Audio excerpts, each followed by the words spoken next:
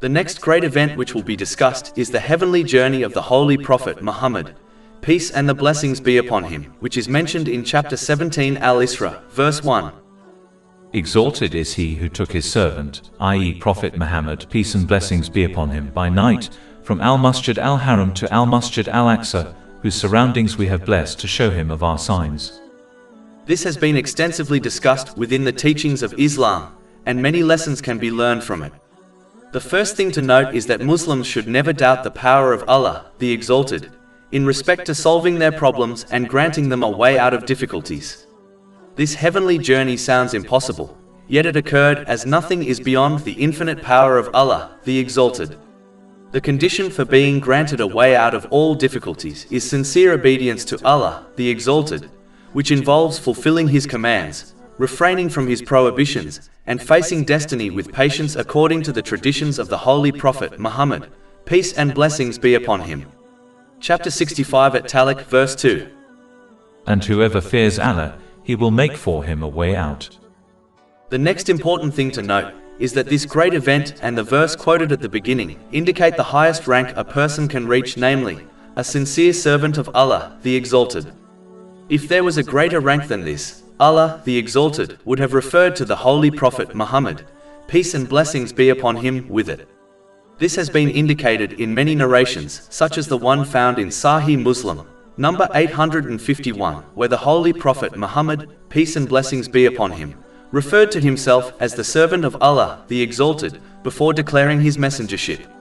This is a clear lesson to all Muslims that if they desire ultimate success and the highest ranks in both worlds, they must become true servants of Allah, the Exalted. This is only achieved by following in the footsteps of the greatest servant of Allah, the Exalted, namely, the Holy Prophet Muhammad, peace and blessings be upon him. Servanthood is not possible to achieve any other way. Chapter 3 Ali Imran, verse 31. Say, if you should love Allah, then follow me, so Allah will love you and forgive you your sins. And Allah is forgiving and merciful. A narration found in Jami' at-Tirmidhi, number 213, discusses a specific part of the heavenly journey. This is when the Holy Prophet Muhammad, peace and blessings be upon him, was gifted the 5 daily obligatory prayers. The fact that this was the only obligatory duty which was given in this way, while the rest were revealed to the Holy Prophet Muhammad, peace and blessings be upon him, while he was on earth, shows the importance of establishing the obligatory prayers. This specific narration advises that initially 50 obligatory prayers were commanded, and bit by bit they were reduced until 5 remained. If a Muslim had to perform 50 obligatory prayers every day, it would prevent them from doing anything else. This shows the importance of the obligatory prayers. It teaches Muslims that the obligatory prayers must be the center of their life.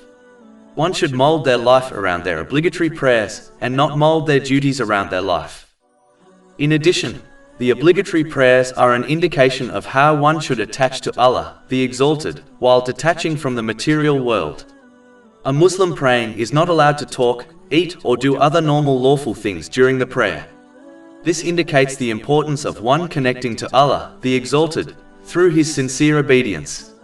Being initially commanded to fulfill 50 daily obligatory prayers reminds Muslims that this obedience and connection to Allah, the Exalted, should be their top priority, and all other things should be placed in their rightful place according to the teachings of Islam.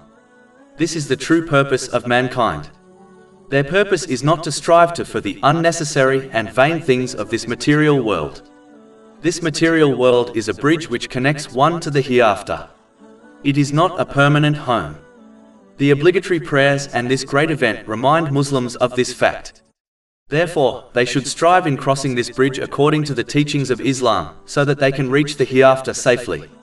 This involves using the blessings one has been granted in ways pleasing to Allah, the Exalted, as outlined in the Holy Quran and the traditions of the Holy Prophet Muhammad, peace and blessings be upon him. This will ensure one has a peaceful journey in this world, and a peaceful permanent home in the next. Chapter 16 An-Nahl, verse 97.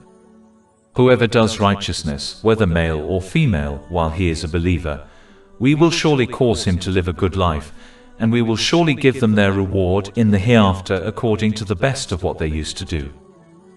Over 400 free ebooks, audiobooks, infographics, podcasts and blogs available on our website, www.shakepod.com.